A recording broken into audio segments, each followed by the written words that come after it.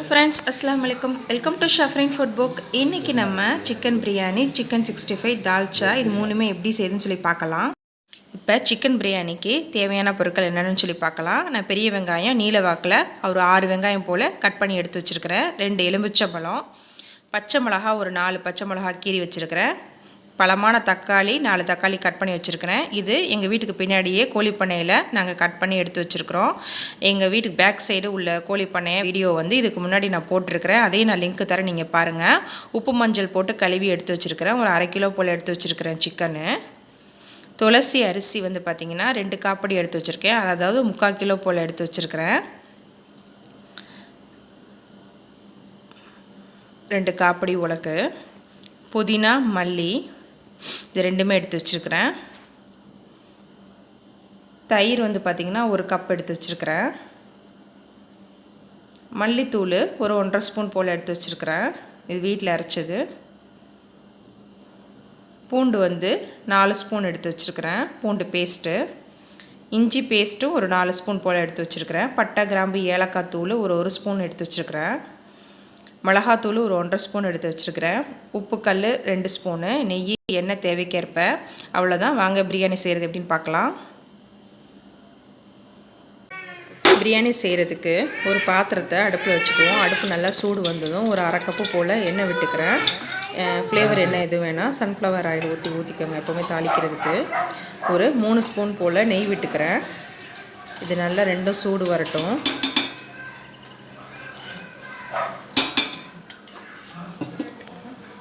இப்போ எண்ணெய் நல்லா காஞ்சிருச்சு. பட்டை கிராம்பு ஏலக்காய் அன்னாசி மொக்கு இதெல்லாம் தாளிக்கிறதுக்கு ஒரு 2 பல்ல எடுத்து வச்சுருக்கேன். அதையும் போட்டு நல்லா தாளிச்சுக்கோங்க. இப்போ சின்ன வெங்காயம் ஒரு 10 பல் போல் கட் பண்ணி எடுத்து வச்சுருக்கிறேன். அதை ஃபஸ்ட்டு எண்ணெயில் போட்டு நல்லா வதக்கிக்குவோம்.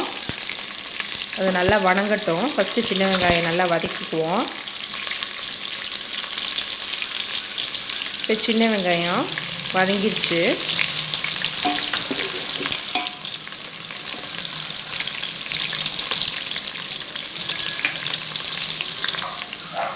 இப்போ பெரிய வெங்காயத்தை போட்டு வதக்கிக்கலாம்.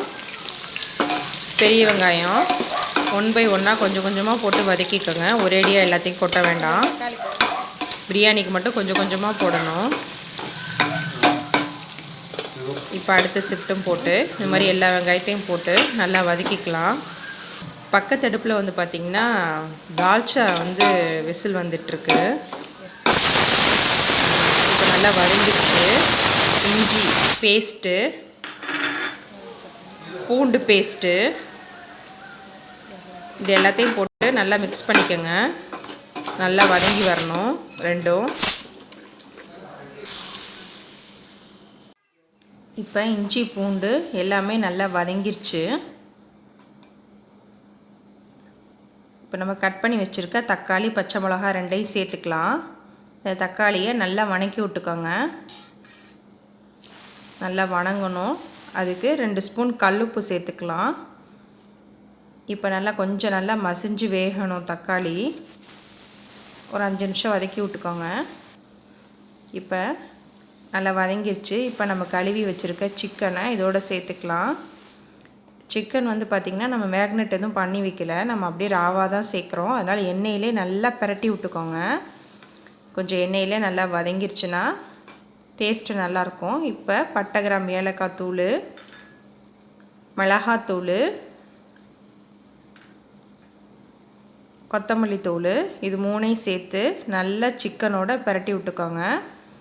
இதோட ஃப்ளேவர் எல்லாமே வந்து பார்த்திங்கன்னா சிக்கனில் நல்லா பிடிக்கணும். அதனால் நல்லா சிக்கனோட நல்லா வந்து எல்லாத்தையும் மிக்ஸ் பண்ணி விட்டுக்கோங்க. இப்போ வந்து மசாலா போட்டிருக்கனால கொஞ்சம் லைட்டாக அடி பிடிக்கும். அடி பிடிக்காமல் இருக்கிறதுக்கு வந்து பார்த்திங்கன்னா மசாலா போட்ட உடனே தயிர் ஊற்றிக்கணும். இப்போ நம்ம ஒரு கப்பு தயிரை இதில் ஊற்றிக்கலாம். நல்லா பிரியாணி சமைக்கிறதுக்கு மட்டும் புளிச்ச தயிராக இருக்கணும்.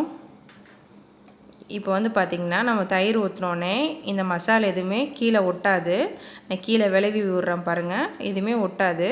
எல்லாமே நல்லா சிக்கனில் பிடிச்சிக்கும். அதனால தான் நம்ம மசாலாலாம் போட்டோன்னே தயிர் ஊற்றிடணும். இப்போ நல்லா மிக்ஸ் பண்ணிக்கோங்க.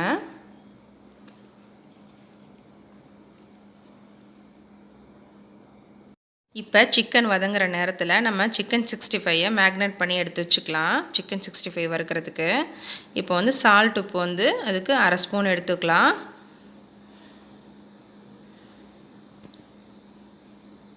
பெப்பர் தூள் ஒரு 1/2 ஸ்பூன் போல் எடுத்துக்கிறேன்.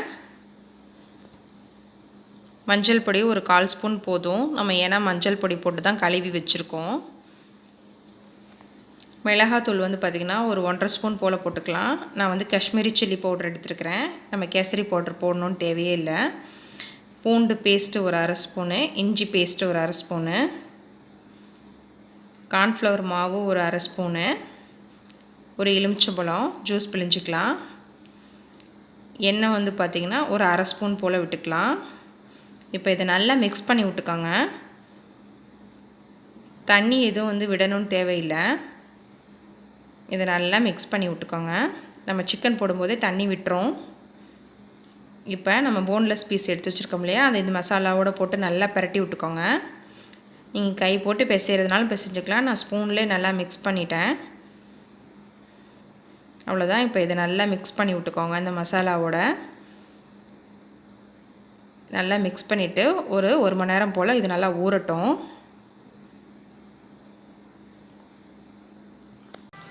இப்போ சிக்கன் பார்த்திங்கன்னா நல்லா வந்து மசாலாவோட நல்லா வதங்கிருச்சு. நல்லா கலர்லாம் வந்து நல்லா வந்து இறங்கிருச்சு. சிக்கனோட மசாலாவெலாம் நல்லா இறங்கிருச்சு. இப்போ புதினா மல்லி இது ரெண்டையுமே வந்து போட்டுக்கலாம்.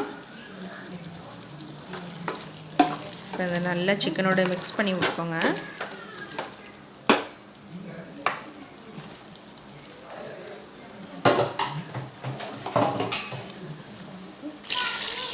இப்போ நம்ம தண்ணி ஊற்றிக்கலாம். ஒரு கப்பு போல் தண்ணி ஊற்றி வேக வச்சுக்கலாம். ஒரு சிக்கன் பார்த்திங்கன்னா ஒரு 10 நிமிஷம் போல் நல்லா மூடி வச்சு வேக வச்சாச்சு. இப்போ நல்லா சிக்கன் சூப்பராக வெந்துருச்சு. அவ்வளோதான். இப்போ நம்ம 2 எலுமிச்சம்பழம் இருக்கு இல்லையா, அதை நல்லா சாறை ஜூஸ் பிழிஞ்சுக்குவோம். இந்த புளிப்பு சுவை ரொம்ப டேஸ்ட்டாக இருக்கும் பிரியாணிக்கு. இப்போ அளந்து தண்ணி ஊற்றிக்கலாம். நான் இந்த காப்படி ஊற்றிருக்கேன் இல்லையா, இதில் வந்து 2 உலக்கு அரிசி போட்டிருக்கேன். அதுக்கு 4 உலக்கு தண்ணி சேர்த்துருக்கேன். இப்போ பத்தாமல் இருக்கிறதுக்கு கல் உப்பு வந்து கொஞ்சோண்டு சேர்த்துக்கிறேன். இப்போ மூடி நல்லா கொதி வரட்டும். இப்போ நல்லா கொதி வந்துருச்சு. இப்போ நம்ம கழுவுன அரிசியை அதில் சேர்த்துக்கலாம். இந்த அரிசி வந்து பார்த்திங்கன்னா நான் 1/2 மணி நேரம் போல் தண்ணியில் ஊற வச்சுருந்தேன். ஊற வச்சு நல்லா வடித்து எடுத்து வச்சுருக்கிறேன். இப்போ நல்லா அரிசியெல்லாம் போட்டாச்சு. நல்லா கிளறி விட்டுக்கோங்க. இந்த தண்ணி வந்து பார்த்திங்கன்னா கொஞ்சம் கொஞ்சமாக குறைய ஆரம்பிக்கும். அரிசி நல்லா வந்து விரிய ஆரம்பிக்கும். மூடி வச்சு வேக வச்சுக்கோங்க. இப்போ பார்த்திங்கன்னா ஒரு 50% வெந்துருச்சு. இன்னும் ஒரு கொதி நம்ம மூடி வச்சு வேக வச்சுக்கலாம்.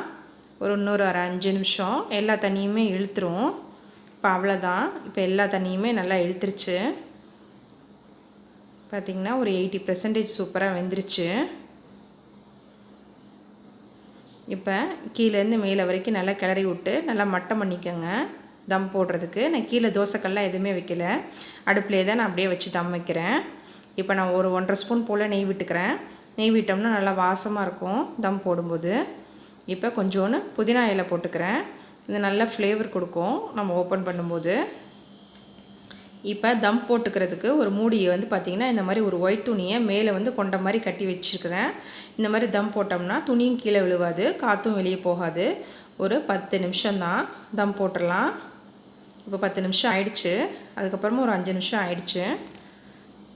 பார்த்திங்கன்னா சூப்பராக ப்ளஃபியாக நல்லா அழகாக வெந்துருச்சு. பார்த்திங்கன்னா சாப்பாடு சூப்பராக இருக்குது. சிக்கன் பிரியாணி ரெடி ஆயிடுச்சு. அவ்வளோதான். நீங்களும் ட்ரை பண்ணி பாருங்கள். ட்ரை பண்ணி பார்த்துட்டு கண்டிப்பாக என்னோடய கமெண்ட் பாக்ஸில் ஷேர் பண்ணிக்கோங்க. இப்போ சூப்பராக ரெடி ஆயிடுச்சு. பார்த்திங்களா சிக்கனு ரைஸ் எல்லாமே சூப்பராக ரெடி ஆயிடுச்சு. நல்ல கலரு, நான் எந்த கலருமே சேர்க்கல. சூப்பராக ரெடி ஆயிடுச்சு.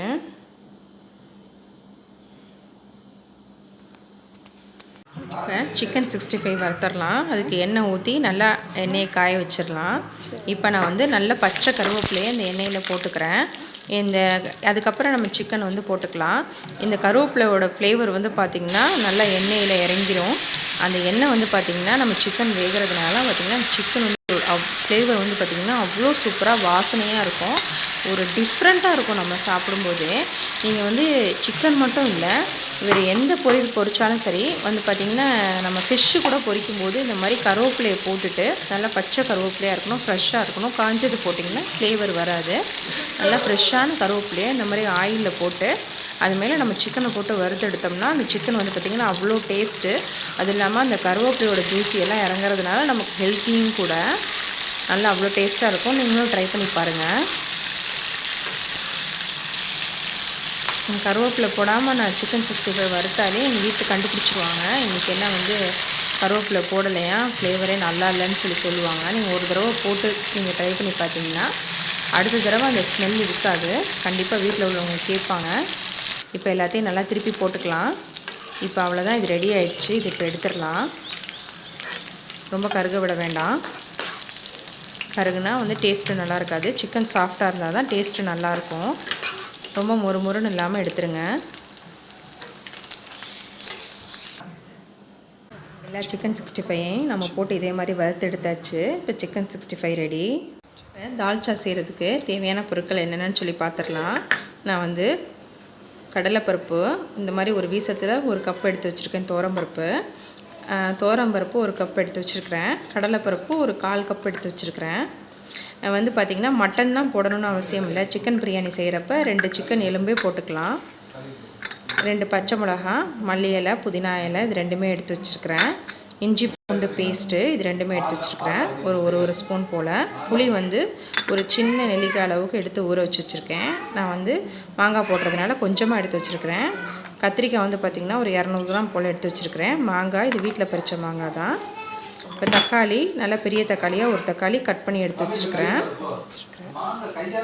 வெங்காயம் ஒரு வெங்காயம், கல்லுப்பு 1 ஸ்பூனு, பட்டைகிராம்பு ஏலக்காய்த்தூள் ஒரு 1/4 ஸ்பூனு, மஞ்சள் பொடி ஒரு 1/2 ஸ்பூனு, சீரகத்தூள் ஒரு 1/2 ஸ்பூனு, மிளகாத்தூள் வந்து 1 ஸ்பூனு. இதுதான் எனக்கு தேவையான பொருட்கள்.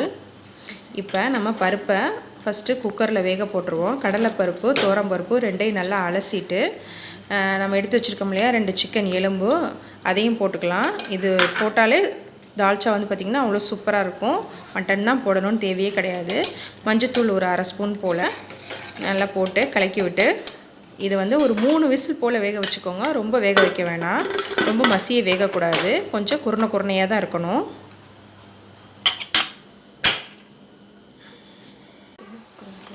அவ்வளோதான், இது ஒரு 3 விசில் நல்லா வேக வச்சு எடுத்தாச்சு. இங்கே பார்த்தீங்களா இந்த மாதிரி வந்து பருப்பு வெந்தாலும் முத்து முத்தாக தெரியணும். ரொம்ப போட்டு நல்லா குழைய வெந்துடக்கூடாது. இந்த பார்த்திங்களா முத்து முத்தாக இருக்குது. இப்படியே இருக்கட்டும். இதை நம்ம மசிக்க கூட தேவை கிடையாது.